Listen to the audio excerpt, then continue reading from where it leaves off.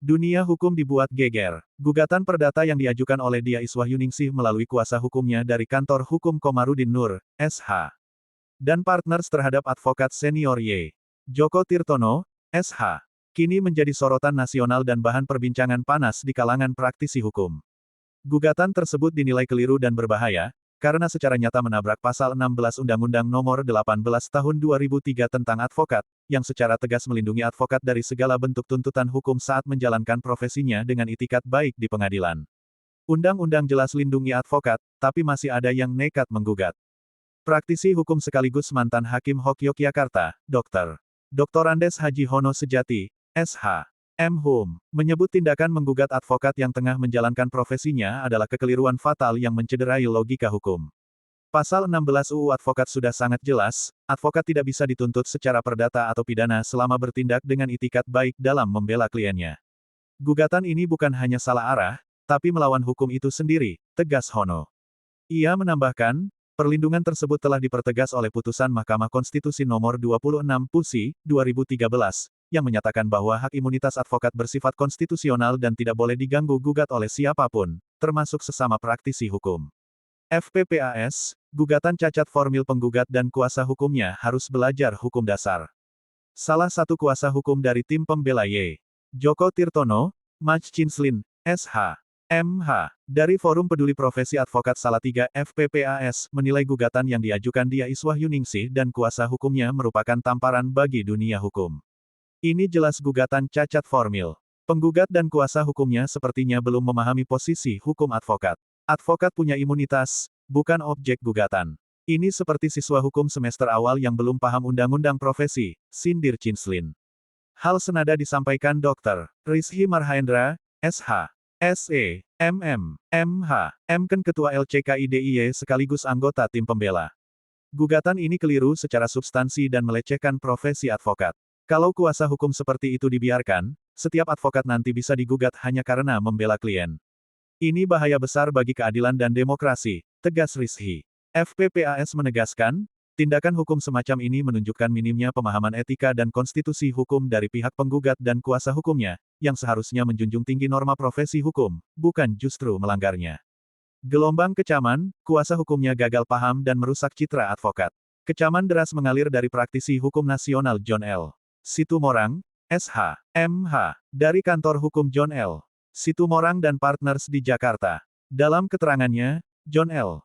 Situmorang menilai langkah hukum penggugat sebagai tindakan sembrono yang mengancam kemerdekaan profesi advokat. Kalau advokat bisa digugat hanya karena menjalankan tugasnya, maka tak ada lagi yang berani membela rakyat kecil.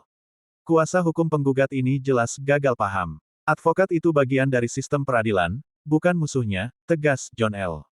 Situmorang. Sementara itu, pengacara senior dari Yogyakarta, Rini Siswanti, SH. M. Hum, menilai gugatan ini sebagai pelanggaran serius terhadap prinsip due process of law. Ini bukan sekadar keliru, tapi berbahaya. Tindakan seperti ini menyerang kemerdekaan peradilan dan mencoreng profesi hukum, ungkapnya. Desakan nasional, Madan Kaye diminta turun tangan. Melihat kejanggalan yang terjadi, banyaknya dorongan dari advokat mendesak Mahkamah Agung MA dan Komisi Yudisial KY untuk memantau secara ketat perkara nomor 87 PDT G 2025 PN Salatiga agar prinsip imunitas advokat tidak dilanggar. Ini bukan sekadar soal pribadi Y. Joko Tirtono, tapi soal martabat seluruh advokat di Indonesia, tegas Samfredi Marpaung, SH.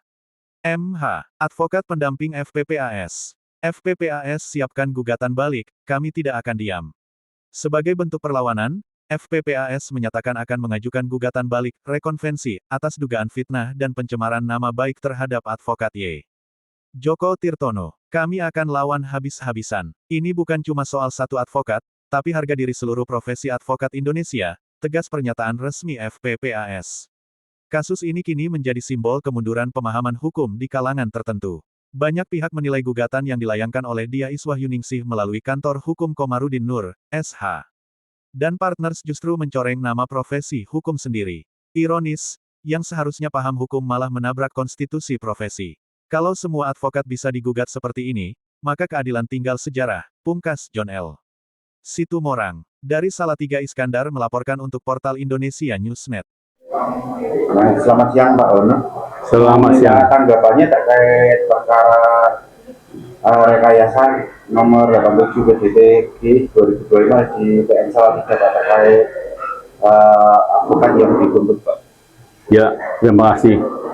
Sehingga perkara ini perkara perdata dan masing-masing menggunakan kuasa hukum itu, ya, penasihat hukum. Yang saya prihatinkan itu bahwa harus kita ketahui advokat itu bagian dari penegak hukum. Penegak hukum itu ada 4: hakim, jaksa, polisi, dan advokat. Advokat itu juga bagian dari penegak hukum. Seharusnya penegak hukum itu harus selalu mengaudit tentang undang-undang. Maka kemarin, maka saya lihat dengan pasal perkara yang di Surabaya itu, advokat dilaporkan. Dan ini sebenarnya tidak bisa. Ya, karena apa? Dijamin oleh undang-undang. Selama advokat itu menjalankan profesinya, baik di pengadilan, luar pengadilan, non litigasi, dan litigasi, itu dijamin oleh undang-undang. Undang-undang nomor 16 tahun pasal 16 18 tahun 2003 tentang advokat. Begitu, Mas. Untuk acara hari ini yang karena menarik dari media terkait seorang advokat yang digugat ketika menjalankan profesi, gimana tanggapannya ini, Bapak? Ya, terima kasih untuk teman-teman media, baik cetak maupun elektronik. Pada prinsipnya kami selaku kuasa hukum dari tergugat 1, Pak Joko, ini kita akan memberikan bantuan hukum secara gratis. Karena apa? Saudara Joko ini telah menjalankan profesinya sebagai advokat, kemudian melaporkan terhadap saudara dia terhadap tindak pidana yang dilaporkan di Polres Semarang. Akan tetapi justru dengan pelaporan dia, sekarang ini dia malah jadi tergugat di Pengadilan Negeri Salatiga. Maka kita bersama tim advokat akan membela saudara Joko ini totalitas. Kalau masalah pembuktian di Polres Semarang, ini kan masih dalam tahap penyelidikan, Mas. Dan harapan kita meminta kepada penyidik untuk dilakukan gelar untuk segera dilakukan penyidikan, ditingkatkan. Sehingga tersangka ini akan bisa dilakukan penahanan. Harapan kita seperti itu. Untuk selanjutnya langkah apa yang akan diambil dari tim hukum pihak tergugat, Pak? Ya, karena dari pihak tergugat tadi dalam sidang perdana sudah melakukan mediasi dengan pihak penggugat. Dan kita minta waktu untuk 20 hari ke depan. Nah, manakala nanti 20 hari ke depan seperti apa, hasilnya kita juga belum tahu karena juga ada prinsipalnya juga hadir. Kemudian kita akan segera menindaklanjuti pelaporan kita yang ada di Polres Semarang. Untuk langkah selanjutnya seperti itu, Mas. Sebagai tambahan mungkin untuk rekan-rekan media sekalian, sebagaimana disampaikan oleh beliau Pak Budi saya, dari sisi gugatan yang tadi didaftarkan di muka persidangan, setiap poinnya itu berisikan tentang hal-hal yang sifatnya patut diduga keterangan palsu, mulai dari positanya, petitumnya, pun termasuk dasar bukti yang disampaikan oleh pihak penggugat.